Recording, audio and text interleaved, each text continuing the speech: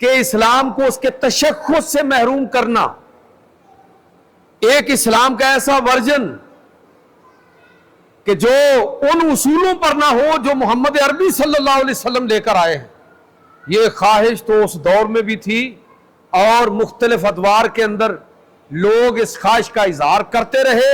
لیکن اللہ کے نبی نے بھی اس کو مسترد کیا، صحابہ کرام نے بھی مسترد کیا، اور ہر دور، تاریخ کے ہر دور کے اندر امت محمدیہ صلی اللہ علیہ وسلم نے اسلام کے ایسے تصور کو کلیتاً مسترد کیا ہے۔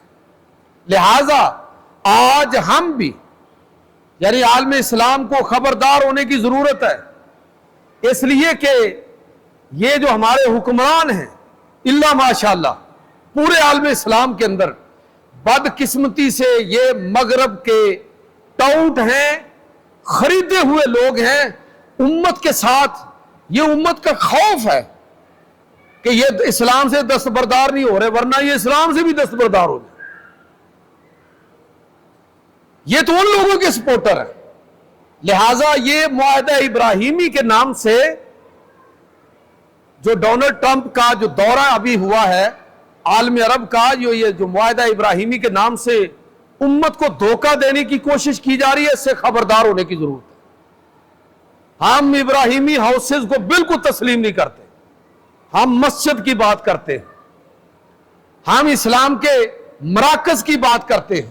ہم قرآن کی بات کرتے ہیں، سنت محمدیہ صلی اللہ علیہ وسلم کی بات کرتے ہیں۔ مسلمانوں کا تشخص قرآن کے ساتھ ہے، بیت اللہ کے ساتھ ہے، مسجد کے ساتھ ہے، مدرسے کے ساتھ ہے، قرآن کے ساتھ ہے۔ ہم اپنے تشخص سے کسی بھی صورت میں من حیث القوم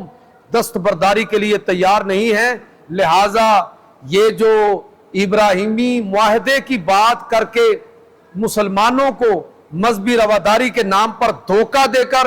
مسلمانوں کو ان کے تشخص سے محروم کرنے کی سازش کی جا رہی ہے، یہ ہر اعتبار سے قابل رد ہے۔ اللہ کے نبی کے دور میں بھی اور اس دور کے اندر بھی یہ قابل رد ہے۔ لہٰذا یہ معاہدہ ابراہیمی یہ سراسر دھوکہ ہے جس کو امت کسی بھی صورت میں قبول نہیں کرے گی۔ اس حوالے سے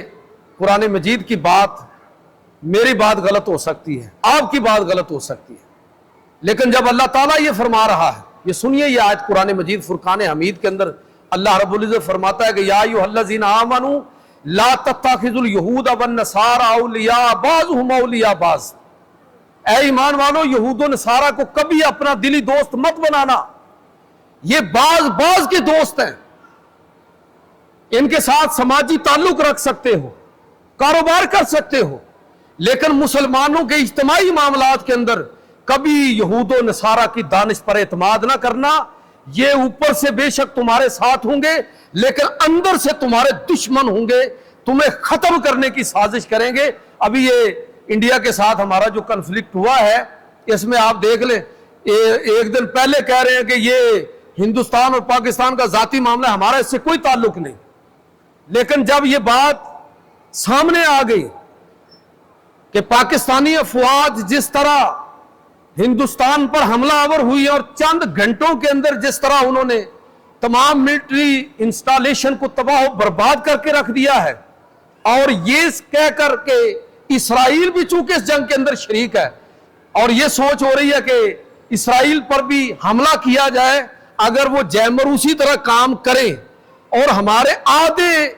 جو مزائل ہیں جو انڈیا پر برسے آدھی بھی اگر اسرائیل تک پہنچ جاتے ہیں، تو آپ سوچیں کہ کیا اسرائیل کا وجود باقی رہے گا؟ تو یہ سمجھیں کہ یہ عالمی سطح پر یہود و نصارہ کا اور ہنود کا یہ کٹ جوڑ تھا تاکہ ایک طرف ہندوستان کو بچایا جائے اور دوسری طرف اسرائیل کا تحفظ جو ہے اس کو یقینی بنایا جائے۔ لہٰذا اللہ کی بات سچ ہے، اللہ کے رسول کی بات سچ ہے۔ کیا لوگوں، یہود و نصارہ کو کبھی اپنا دوست مت سمجھنا، یہ ایک دوسرے کے دوست ہیں۔ وَمَن يَتَوَلَّ مِنْكُمْ فَإِنَّهُ مِنْهُمْ، تم میں سے جو ان کو اپنا دوست جانتا ہے اصل میں وہ انہی میں سے ہے۔ إِنَّ اللَّهَ لَا يَهْدِي الْقَوْمَ الظَّالِمِينَ، اللہ تعالیٰ ظالم قوم کو ہدایت عطا نہیں فرماتا۔